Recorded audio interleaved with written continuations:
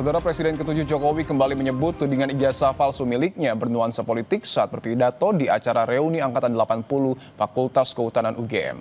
Di hadapan rekan-rekan seangkatannya, Jokowi curhat persoalan keaslian ijazahnya seharusnya sudah rampung, mengingat UGM sebagai institusi penerbit ijazah telah memberikan pernyataan resminya.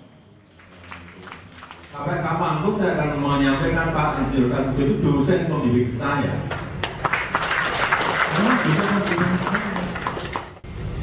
Itulah yang namanya politik. Ini politik.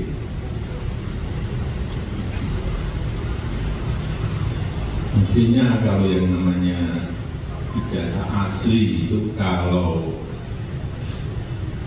Ibu Rektor sudah menyampaikan ijazahnya dikeluarkan oleh UGM, Bapak Dekan.